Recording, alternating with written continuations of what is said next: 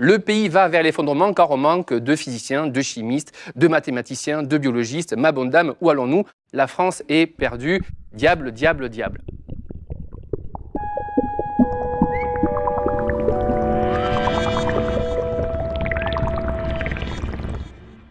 Je vais donc tenter en 15 minutes de rompre avec quelques idées reçues. 15 minutes avec à peu près une vingtaine d'idées reçues, donc je pense que ça ne passe pas dans les faits, dans l'absolu. Mais on va essayer toutefois de vous donner l'essentiel du propos que je souhaitais tenir. Alors, a priori, je n'ai que des bonnes nouvelles à vous annoncer en fin de cette session-là, donc je vous rassure, cette partie-là devrait bien se passer, malgré les premiers mots que je vous mets en haut à droite, qui sont des mots qu'on pourrait qualifier d'un petit peu névrotique et pas forcément très progressiste. On va dire que le système dans lequel nous naviguons aujourd'hui, notamment en France, du rapport entre les sciences et la société, est dit à travers des mots qu'on peut qualifier de pas forcément porteurs d'énergie positive. Et on va essayer de les déconstruire à peu près tous dans les quelques minutes qui me sont imparties. Alors, la défiance, tout d'abord, du monde de la recherche scientifique par rapport à la société. Si on regarde, d'un point de vue un petit peu macro, les rapports qu'entretiennent notre société avec l'institution scientifique, la science, dans ce cas-là de majestueuse et d'académique, on s'aperçoit que le score de la science par rapport au degré d'accord ou d'avis très favorable est quand même relativement soviétique. Donc, on va dire que, mis à part à terme, dans 98% d'accords extrêmement, voire super méta, giga favorables, je ne pense pas qu'on puisse faire beaucoup mieux dans le rapport, on va dire, symbolique et psychosociaux à l'institution scientifique. L'institution scientifique est celle qui s'en sort le mieux. Le niveau d'accord et de bienveillance que le corps social entretient par rapport à la science est extrêmement positif. Donc, il ne s'agit pas de défiance, contrairement à ce qu'on peut éventuellement annoncer dans l'espace public, mais de quelque chose d'un tout petit peu différent. Et avant d'arriver à ce quelque chose d'un petit peu différent, il faut faire un tout petit peu détour vers ce qui se passe au niveau de l'État. Et je vous demande de lire attentivement ce propos qu'on peut qualifier d'un chouïa paternaliste, tenu par un ministre de la Recherche de 1982, qui codifie en gros l'intention générale du rapport de l'institution scientifique à la société. Je vous le laisse lire et apprécier la vision extrêmement chaleureuse de la société, du corps social. Sous-entendu, heureusement que les sciences apportent leur lumière à la société, aux citoyens, pour comprendre un peu mieux comment est-ce que le monde fonctionne, une sorte d'infantilisation permanente des citoyens que nous sommes. Je n'ai pas mis le nom par politesse du ministre de la Recherche. Pour les archéologues de la recherche, vous le trouverez très très rapidement sur vos tweets, etc. Dès 82, ce qu'on va nommer en France la culture scientifique et technique, qu'on appelle autrement au Royaume-Uni ou aux États-Unis, est en fait un bébé. Cette vision condescendante est extrêmement problématique. Et en fait, elle n'arrive pas à percevoir que ce qui arrive depuis en gros un petit siècle, mais depuis 50 ans de façon régulière, ça n'est pas de la défiance, c'est une montée de la pensée critique et de la critique, ce qui n'est quand même pas tout à fait la même chose. Est-ce que, en fait, dans le registre du discours qui est aussi tenu, il y aurait évidemment un penchant irrationnel du corps social que vous avez pu lire, y compris dans l'attendu de la loi de 1982. Mais là-dessus aussi, on a quelques éléments objectivants aujourd'hui qui permettent de revenir un peu sur cette idée-là, puisque en 2007, des études de Daniel Bois montrent que 79% de scientifiques estiment acceptable de boycotter des produits contenant des OGM, j'imagine qu'il y en a dans la salle. 72% estiment tout à fait logique de lutter contre l'implantation d'un site de stockage de déchets nucléaires près de chez soi. 66%, c'est pas marqué, mais j'imagine que c'est quand même un petit peu ce qui se passait derrière. 66% acceptent de lutter contre l'implantation d'antennes de téléphonie mobile. Il y en a peut-être dans la salle. Ne vous levez pas, ça n'est pas... 43% des chercheurs sondés jugent acceptable la destruction des centres OGM. Donc en définitive, si tout le monde est si irrationnel et si tant est que les réponses données à ces questions-là seraient un symptôme d'irrationalité, ce qui évidemment n'est pas le cas, mais quand même, ça signifie que personne ne l'est et que c'est autre chose. Une montée du dialogue, des conflictuosités, des porosités, des infractuosités dans le corps social qui s'y expriment. Est-ce que les citoyens sont assez incultes, en fait, ne savent pas de quoi ils parlent. Et en définitive, avant de s'exprimer sur la physique nucléaire, il est toujours bon d'avoir fait une thèse en physique fondamentale avant de pouvoir s'exprimer sur pour ou contre le nucléaire, ce qui est en gros un registre du discours qui est tenu depuis longtemps. On est souvent assigné à notre propre incompétence, à notre propre absence de savoir et de connaissances. Le problème, c'est que le niveau de culture scientifique et technique, tel qu'il est mesuré depuis les années 70, montre une sorte de permanence. C'est qu'en fait, votre niveau de culture scientifique, votre pensée large, monte jusqu'en en première année du supérieur, et puis après, ça s'effondre logiquement parce que vous vous spécialisez et vous êtes intéressé beaucoup, mais par peu de choses. C'est quelque chose qui est relativement bien connu dans la littérature désormais. Donc, il n'y a évidemment pas ce genre de symptômes à voir. Est-ce qu'il y a une désaffection pour les filières scientifiques techniques? Autre registre de discours qui constitue une sorte de background je dirais, l'état de nervous breakdown permanent que nous avons sur le fait que le pays va vers l'effondrement car on manque de physiciens, de chimistes, de mathématiciens, de biologistes. Ma bonne dame, où allons-nous? La France est perdue. Diable, diable, diable. Dans les faits, les chiffres, alors pour le coup, les chiffres disent aussi quelque chose qu'on veut bien leur faire dire, mais tout de même, les statistiques de la RES proches de l'INSEE montrent que nous avons formé de 2004 à 2012 plus 10,8% de jeunes dans le supérieur. Vous avez les chiffres en quantitatif, ce qui est quand même pas anecdotique, par rapport à une démographie qui a légèrement augmenté. Les chiffres du haut, c'est les filières scientifiques au sens large du terme. IUT, BTS, école d'ingénieurs, grandes filières, tout le reste jusqu'au doctorat. Est-ce que c'est une bonne ou est-ce que c'est une mauvaise nouvelle?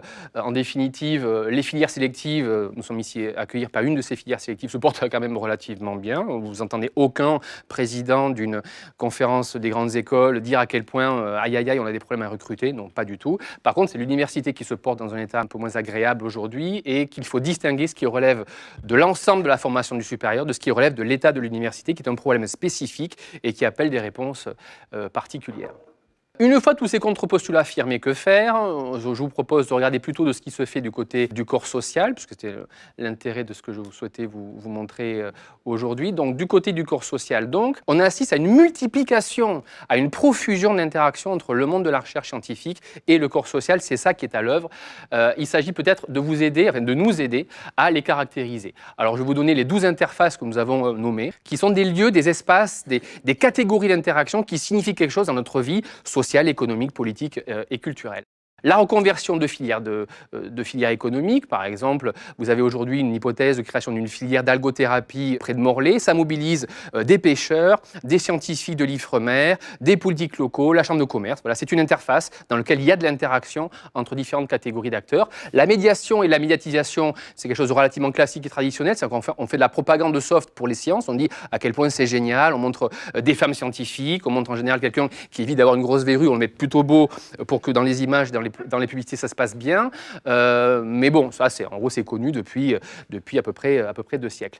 Il y a aussi la catégorie d'interface qui s'appelle l'investissement. Quand on fait des paris sur le futur, on investit, on mobilise de la finance, on finance de la recherche.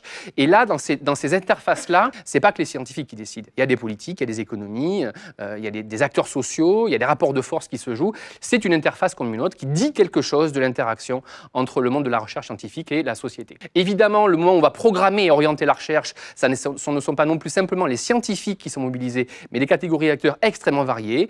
Le grand business, les multinationales, les PME, la banque publique d'investissement, le gouvernement. La catégorie d'interface un peu spécifique est la formation et l'éducation. Le fait que de plus en plus, on souhaite être proche des savoirs en phase d'être constitués et stabilisés. On souhaite les transférer, les transmettre, les pédagogiser le plus rapidement possible par rapport à des étudiants qui sont en formation initiale ou continue. L'autre catégorie importante, c'est ce qui relève de la création de normes, de lois, de certifications.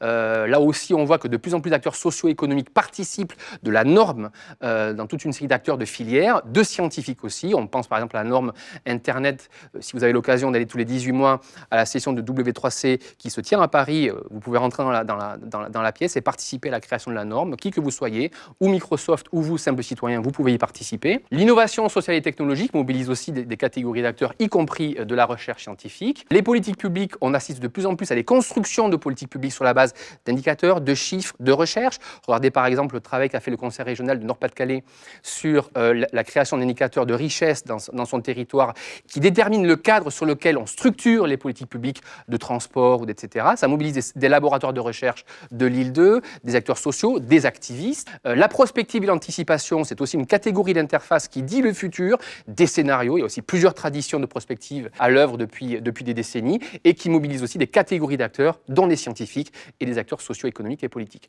Bon, l'expertise, je passe, tout le monde sait de quoi il s'agit. Par exemple, quand vous lisez une contre-expertise citoyenne sur Notre-Dame-des-Landes, et je prends cet exemple tout à fait au hasard, bien évidemment, on voit que quand vous le lisez, la qualité de la contre-expertise citoyenne est de très très bon niveau. Par contre, il y a des acteurs sociaux qui produisent une contre-expertise de qualité tout à fait médiocre, et c'est le jeu même de l'expertise qui n'est là encore, pas de la science, c'est quelque chose d'un petit peu différent.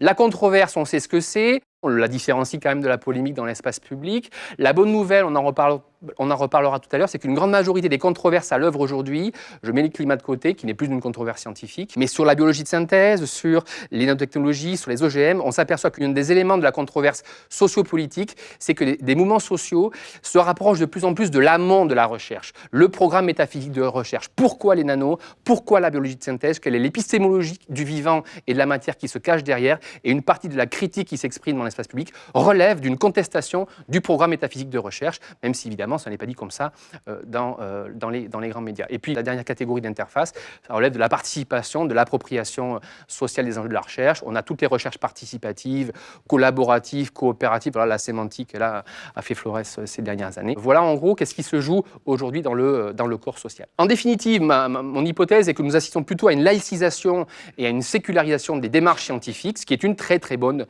nouvelle. Et par là, laïciser et séculariser, je vous laisse lire cette définition que j'ai prise ce matin sur le très bon Wiktionnaire, qui est une définition qui en vaut une autre, mais qui est relativement précise. Vous mettez dans religieux et clergé, j'ai suffisamment de précautions oratoires à prendre pour dire, c'est vous qui trouvez qui est-ce que vous mettez derrière le clergé et les religieux.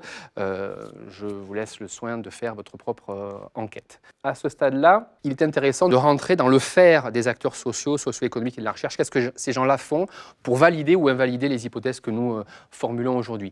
En définitive, un acteur social ou socio-économique, de plus en plus, en gros, la tendance est massificatrice depuis 50 ans, agit en rationalité de plus en plus.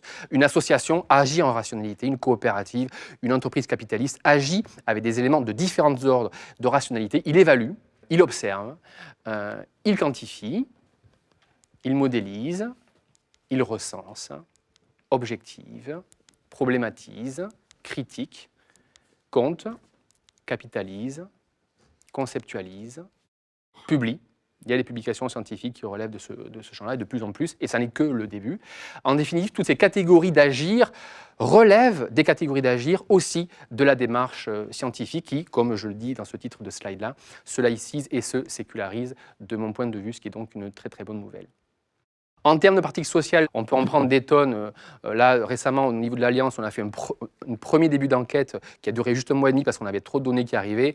On a une profusion d'agir dans le corps social jusqu'en France. Alors, c'est la libération des données, des Fab Labs, du hacking, qui produisent à chaque fois de la recherche. Ce n'est pas simplement des pratiques sociales pour ce qu'elles sont, c'est aussi parce que ça produit des éléments de recherche, de la gestion de biodiversité. Le rôle des associations de malades dans les protocoles de recherche, depuis une trentaine d'années, notamment l'émergence de lutte contre le sida. Mais on ne le voit pas simplement que dans les sciences de la nature ou les sciences naturelles, on le voit aussi dans les sciences humaines et sociales. L'évolution de l'archéologie préventive, qui mobilise énormément d'habitants dans le pays. Dès qu'un trou se fait, on voit quel rapport à l'histoire locale ceci génère dans nos vies. Co-construction de politique publique, j'en ai parlé tout à l'heure. L'ergonomie du travail, qui est un exemple extrêmement intéressant. Quand aujourd'hui, une filiale de Total en Normandie décide d'anticiper sa futur appareil de production pour améliorer sa productivité, elle met en œuvre une coopération avec un laboratoire de recherche de Bordeaux d'ergonomie du travail dirigé par François Danielou et qui permet de mobiliser les savoirs ouvriers jusqu'à la direction pour anticiper le futur appareil de production de l'usine de Total. C'est une recherche-action tout à fait archétypale de mon propos. La création d'indices, de labels, de normes, il y a des profusions d'exemples. La micro-histoire et l'histoire orale, on peut aussi se conférer aux grands programmes d'histoire orale américaine de la fin du 19e siècle, du début du 20e siècle, qui sont des vrais trésors de construction de l'identité américaine et qui vont mobiliser des milliers et des milliers et des milliers de jeunes étudiants, d'acteurs sociaux américains sur l'histoire, y compris une partie des gender studies, sont aussi issus de la mémoire orale des femmes de la fin du 19e siècle américain.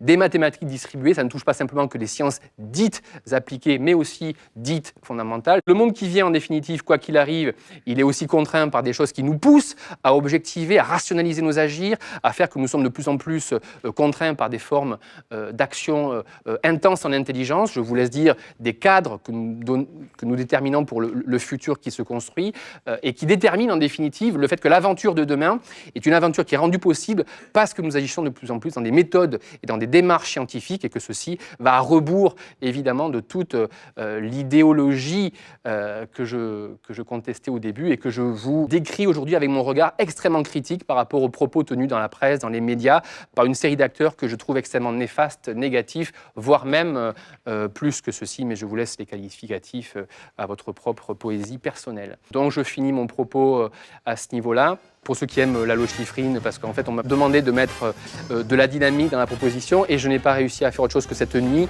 en train de préparer l'intervention avec de la musique de film. Donc j'ai mis de la musique de film, ça m'a rappelé la façon que j'avais de préparer mon speech et je vous remercie pour votre écoute. Merci beaucoup.